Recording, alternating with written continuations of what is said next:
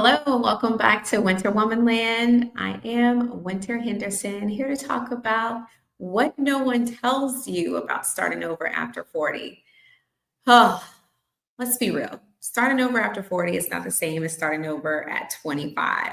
And to be fair, starting over is never easy, but there's a specific type of stress and strain that occurs when you have to start over at what we view as so late in the game. I was actually going through a divorce at 40. And for me, it was a traumatic experience because I was literally saying goodbye to a life I thought I was rebuilding, a life that I loved.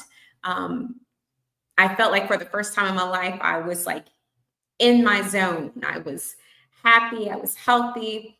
And then this divorce happens, and it was a traumatic cluster mess. The marriage didn't last a year, like barely lasted a year. Um, and it just fell apart in the most, like, it was just crazy.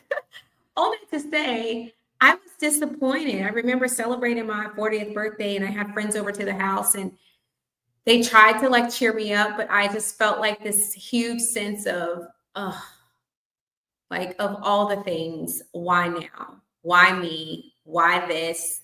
Why is my life like this? And when I tell you, I had just newly moved into my new place, and I was so freaking frustrated. So if you are like me and you're starting over 40 plus, you're starting over 40 plus. I was 40 and not 40 anymore. Don't tell anybody. Um,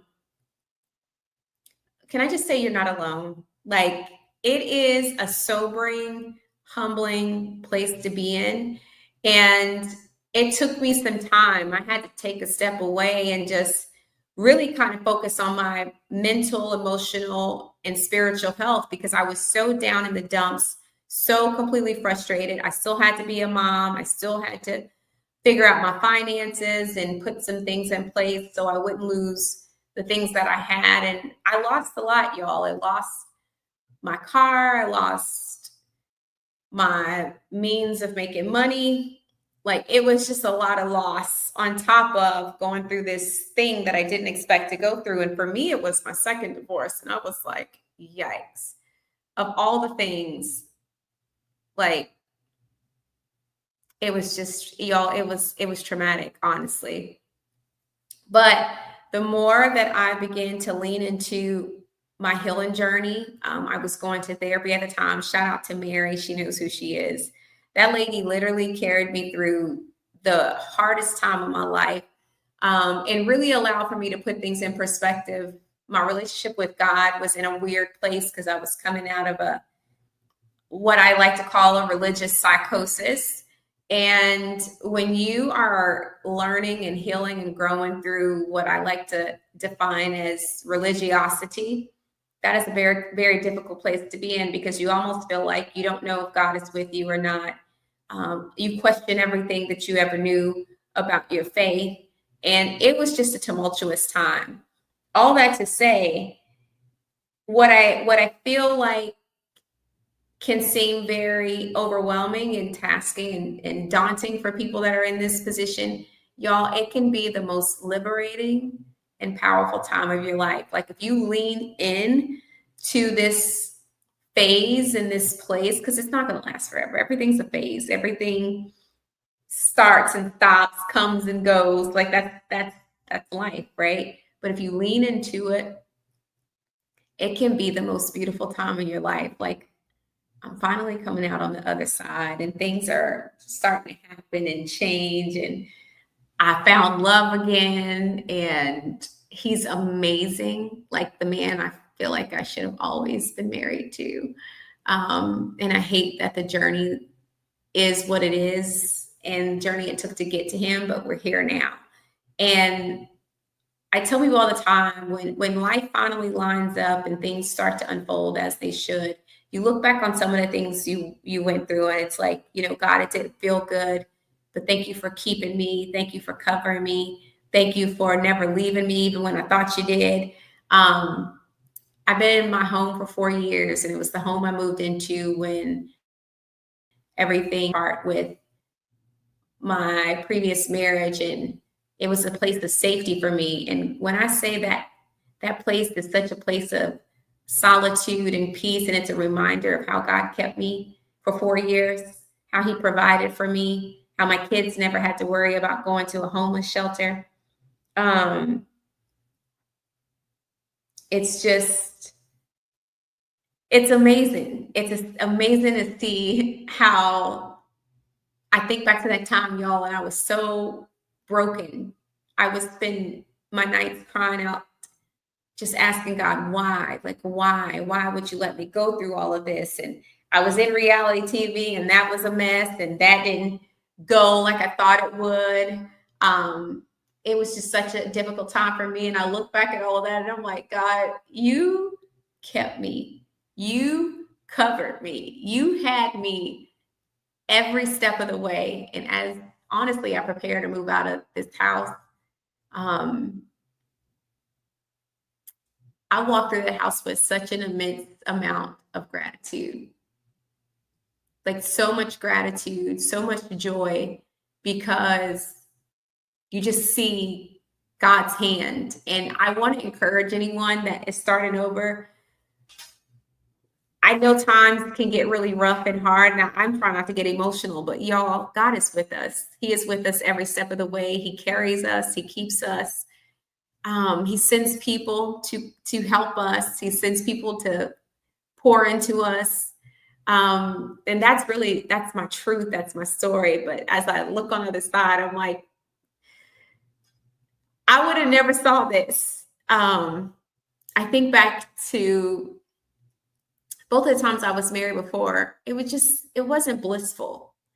It wasn't pure joy and happiness. Like, of course we psych ourselves and believe in all the things, but to be on this side of it and to actually be with someone that is truly my friend and I enjoy, and no matter what's going on around us, we wake up next to each other, extremely grateful for one another, extremely grateful for the love and the friendship that we share and the respect that we have.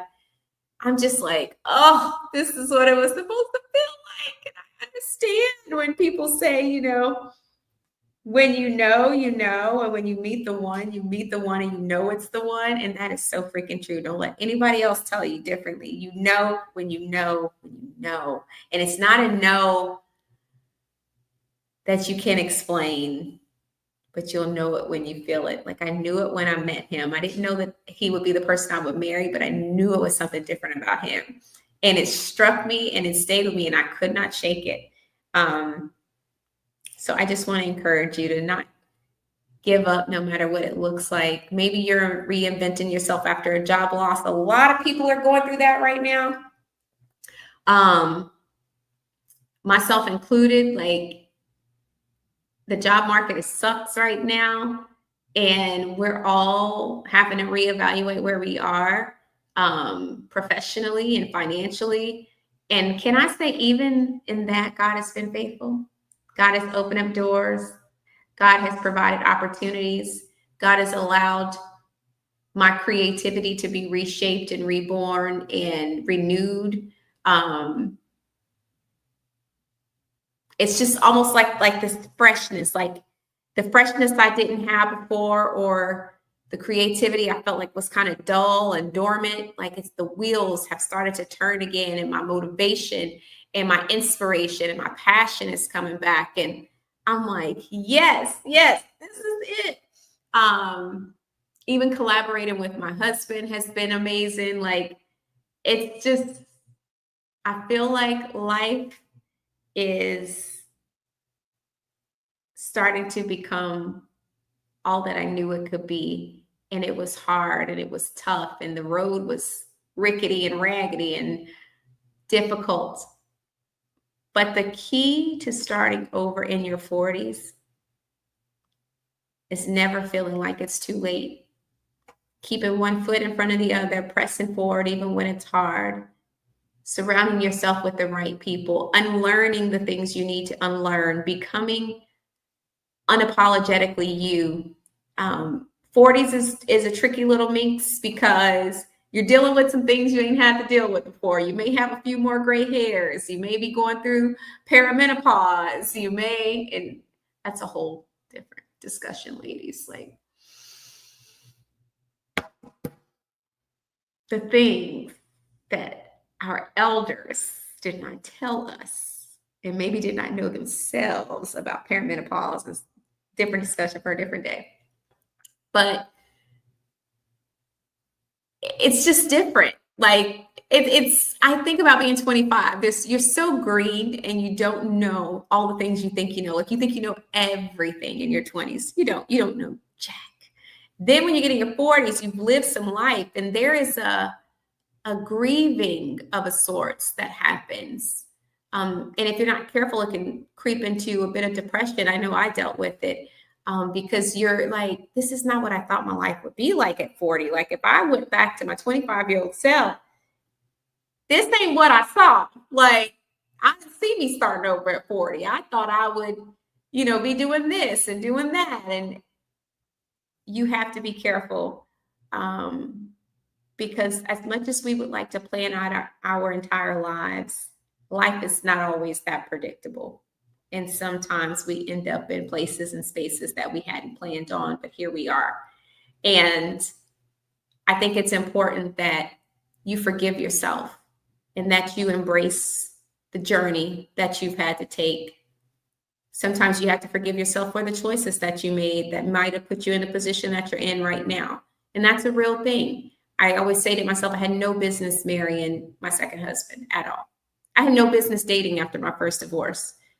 So I think about all the times I dated and entertained people. I really should have focused on my healing and focused on being single and really understanding who Winter was. I think if I had done that, I can honestly say I wouldn't have had a second marriage. I wouldn't have had to go through what I went through with that person because I just wouldn't have chosen him. He wouldn't have been my choice.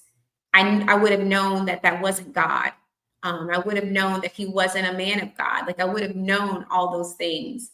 And because I didn't take that time, I got bamboozled and hoodwinked, and I didn't listen to the wisdom and the discernment that I had gained all that time. There was I tell people all the time, there was a moment in time where I wanted to call off the wedding and I regret not doing it. And I should have listened to myself. So I had to forgive myself for that choice. I had to forgive myself for not listening to my gut telling me something's not right here. Something's off. And that was right. It was absolutely right. It was way off. So you have to forgive yourself. You have to also realize you're not the same person you were 15, 20, 30 years ago. So if you're starting over after 40, give yourself some grace. Things may look different. Things may feel different. Things may appear different. You may process differently. You see things through new eyes because you've lived some life. You've gained some wisdom. You've gained some knowledge. You've lived through some things. So give yourself some grace. Things are different. Things will feel different because they are different. And it's okay. The biggest thing that I can tell you is that life can be absolutely beautiful after 40. You can create the life of your dreams after 40. You can find the love of your dreams after 40. You can have the business of your dreams, the platform of your dreams, whatever that may be, the nonprofit of your dreams. You can do all of that after 40. It's not too late. You haven't missed your time. And I think it's easy to feel that way when you're in your 40s and you're feeling like you're having to start over. It can be easy to feel like maybe I missed my time. Don't give in to that lie. You have not missed your time. There is someone who still needs all you have to offer. There's someone who needs your wisdom. There's someone who needs your lessons. And so starting after 40, is it easy? Absolutely not. But I am here to tell you it is so worth it. And I promise you that your best days are ahead of you. If you lock in, if you extend grace to yourself, if you forgive yourself, if you put a plan in place, if you act on that plan, keep putting one foot in front of the other, and learning to appreciate the little things and being grateful for just the gift of life. Too many of us look too far ahead that we forget that the gift is in the present. Tomorrow's not promised. And so it's not too late. Today is always a great day to get started. I can't wait to share more of these videos with you, and really some things I did as I was starting my life over after 40. I will give you 3 things: more self-reflection and quiet time, being present and not so busy, and 3 was learning gratefulness, being grateful for the now, being grateful for what was, and being grateful for what is to come. Those are the 3 things I can leave you with that can help aid you as you begin to start over. I wish you the best in your starting over journey. I can't wait to hear about your journey. Drop it in the comments. Let me know how old you were when you started over and what you're doing as you're rebuilding and reinventing yourself. This is a reinvention channel. So if you're here to reinvent yourself, you're here to rebirth or birth something new, this is the place for you. And I hope that you gain the wisdom, encouragement, and support that you need. Thank you so much for being a part of Winter Womanland. Be sure to subscribe and like this video. Drop a comment. I'd love to know, for those of you who watched it, that you've stopped by and said hello. If you want to work with me one-on-one, or if you're with a corporation, business, or nonprofit that needs professional services through consulting or Marcom strategy, please reach out to me at info@winwithwinter.com, or just visit my website, winwithwinter.com. That's what we're calling it now. We went through a whole rebrand, and honestly, it's just about winning, and everyone is capable of winning at something. I love you guys, and I'll see you next time. Bye.